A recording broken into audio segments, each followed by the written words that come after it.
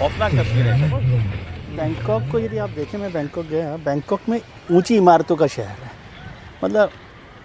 50, 60, 80 मंजिल की बड़ी बड़ी इमारतें वहाँ पर हैं, जिसको हाई राइज बिल्डिंग है, जिसको कहा जाता है वैसे, क्योंकि मैं वहाँ रहा तो भूकंप रोधी कहा जाता है कि भाई वहाँ पर रेजिस्टेंस है। लेकिन इतना 7.7 रिक्टर स्केल पर यदि भूकंप होगा, अर्थक्वेक होगा, तो वहाँ पर कोई भी हो, जैसे हम लोग कहते हैं कि भाई वो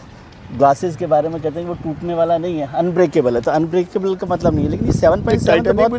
सर, ये देखिए जो पानी बह रहा है ये मतलब कितनी इमारत कितनी हिली होगी जी। बिल्कुल, जैसे प्याला आपने कहा ना कि बड़े प्याले भरे हुए प्याले को हिला दीजिए जोर से, वैसा वो टेरेस पर है, बिल्डिंग पर असर हुआ उसका। और एक बिल्डिंग तो पूरी, अब वो तो मतलब भूकंप झेल ही नहीं पाई, पूरी की पूरी इमारत गिर गई। जी हाँ, इसमें इसका मतलब है कि रिक्टर स्केल जो केंद्र है वो भी आसपास ही होगा, क्योंकि मतलब म्यांमार और ये मिले हुए बैंकॉक दोनों जगह पर हो रहा है, थाईलैंड में है, तो इसका मतलब उसके बीच कहीं पर उसका वो रहा होगा, सेंटर जो है, एपिक सेंटर जो है। और ये जियोलॉजी का विषय है कि ये जो म्यांमार या थाईलैंड का इलाका है,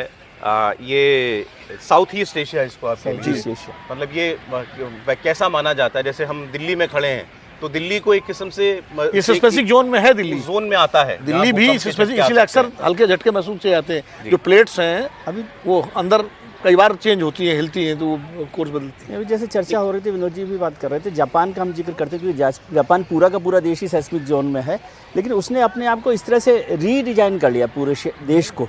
कि वहाँ पर वुडन स्ट्रक्चर हैं, बड़ी बिल्डिंग्स हैं, तो भी उनको किस तरह से, इसलिए वहाँ पर भूकंप तो जापान में सबसे ज़्यादा आते हैं, ऑलमोस्ट हर हफ्ते 2 हफ्ते में कोई ना कोई, लेकिन उन्होंने उसको इस तरह से डिजाइन कर लिया और शैली कर ली है। लेकिन ऐसे शहर में ऐसी जगह आ जाए भूकंप, जैसा आपने बताया, जहाँ हाई राइज बिल्डिंग्स बहुत हाई राइज, और बैंकॉक जो है ना बहुत ही डेंस